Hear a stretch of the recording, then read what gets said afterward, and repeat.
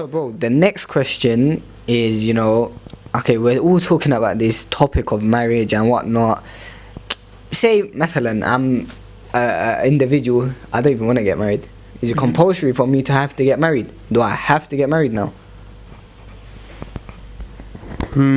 So, Akhi, remember, right? So you're asking, what's the hukum on getting married? Yeah, what's the ruling? So when you say ruling is going to be one of 5. It's either wajib or fard, which means obligatory. Yeah. Or it's sunnah or mustahab, which means recommended. Or it's mubah, which means it's permissible. Or it's makruh, which means it's disliked. Or it's haram, which means impermissible. So you're trying to say, what hukum does marriage take? And the answer to that question is different for every person. For someone it may be haram to get married. For someone it may be obligatory to get married. For someone it may be, he can do it if he wants, and maybe if he don't want to, he don't have to. It's permissible, do it. It's mubah. Whether you like it, you can do it. If you don't, no worries. So it all depends on the person. You see what I'm saying? It depends on your situation. Like, for example, say you're a person like you're gonna do zina, that you might end up fornicated. Like it's peak for you, fitna for you. It's peak. Like you might be watching pornography and doing things. You're like, brother, you need to get married. For a brother or sister in that situation, you need to get married now. It's obligatory because you're sinning every day. And that's going to take it away. You know what I'm saying? Sister who goes to a divorce. 3 months she's on something called her iddah, right? She has to wait for 3 menstrual cycles before she can get married again.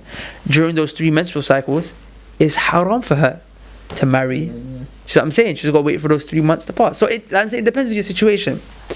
But generally speaking, marriage is a sunnah of the Prophet ﷺ. And the Prophet ﷺ said, "Man raghiba an sunnati falaysa minni." Anyone who abandons my sunnah is not from me. You know what I'm saying? Now, here what he means is that not necessarily if you don't get married, you're not from my sunnah. What he sallallahu alaihi wasallam means is that if you say no, I don't want to get married, because the hadith basically what happened was that there were some men, and like one of them said, I want to be so religious, I want to worship Allah so much that I don't want to get married. So the Prophet was saying that he's the and the Prophet said, "Wallahi inni la akhshakum lillah wa atqakum lahu." Right? He said, I swear by Allah, I fear Allah more than any of you, and I have more taqwa than any of you. But I marry women, I got married to women, So the point here was, don't use religion as an excuse to not get married. If you do that, then what you're trying to say like it's praiseworthy in a religion. You're trying to basically attribute to the religion not getting married. And if you do that, then that's going against the sunnah of the Prophet ﷺ. The sunnah of the Prophet is that you get married. If you now say, no, I'm worshipping Allah, I'm going to get rewarded more by not getting married, now that's a problem. Because you made not getting married a religious issue. Do you see what I'm saying? That in contrast to, you remember there was the story of the woman who came to the Prophet ﷺ and she said, she kind of was forced into a marriage. And the Prophet said, no problem, if you don't want to be in this relationship, your marriage is nullified. You know what she said at the end?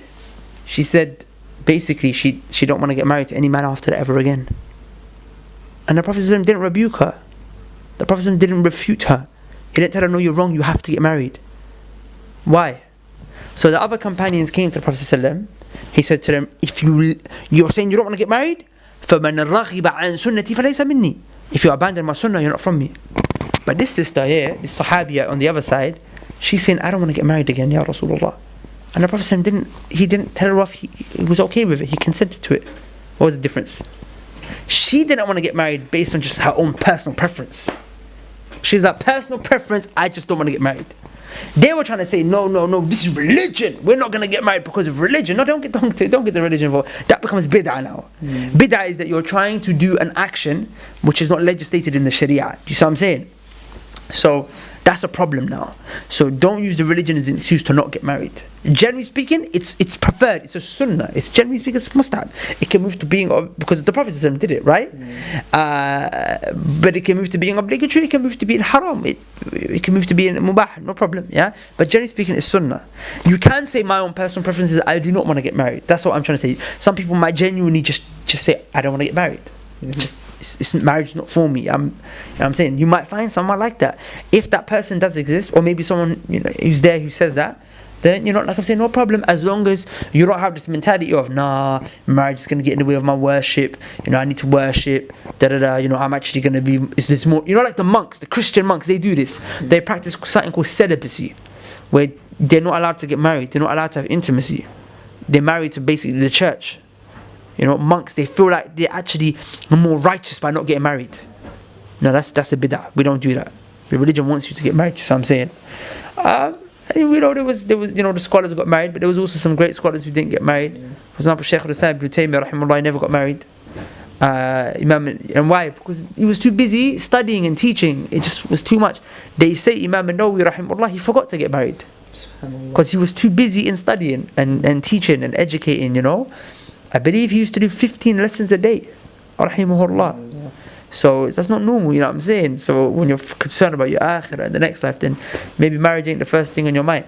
But the point is that I'm not going to say it depends on your situation. The question was, is it obligatory to get married? It may be. And I'll be honest with you, there's a lot of people nowadays, and it is obligatory for them to get married. I'm saying, don't think that you can really survive. One of the reasons why getting married completes half your deen is because it saves you from so much haram. Do you see what I'm saying? Yeah. Like automatically you're saved and you're protected from so much haram. And so on and so forth. So no, definitely you should try to get married, especially in this day and age, to protect yourself.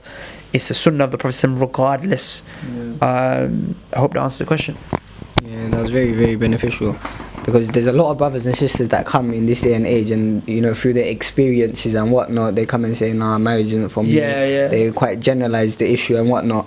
But anything that was the Prophet's sunnah, it has not even some, but it has khair in it. Of course it does. Do you understand where I'm coming from?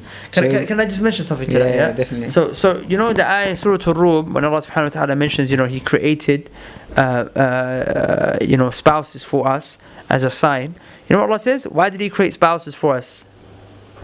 لِتَسْكُنُوا إِلَيْهَا, so that you can live in peace. Meaning, you get married, you're going to have peace. You're going to have serenity. You're going to be calm. You're going to have sakina. لِتَسْكُنُوا إِلَيْهَا. You're going to have sukoon. Just going to be chilling. I've got a wife, I've got a husband. You know what I'm saying? You know what that shows you? That if by getting married, the reason why Allah legislated marriage for us, or one of the signs or the reasons and the wisdom behind it, is for us to live in peace and serenity. The one who isn't married, that means he is not in a state of peace. He's not in a state of calm. And that's true, because brothers who are not married, like their hormones are raging, they're always roasting, sisters are roasting, what I'm saying? You're not settled, it's like you're on some stuff. You know what I'm saying? You're driving crazy, but as soon as you get married, you're like, okay, and relax, and it calms your mind down, and so on and so forth. So even like Allah subhanahu wa ta'ala is telling you, what I'm saying, that's gonna, it's like you said, there's a wisdom behind it, there's a hikmah, it's gonna improve the quality of your life. Now, well, that was a nice conclusion there, so we'll end it there. Naam.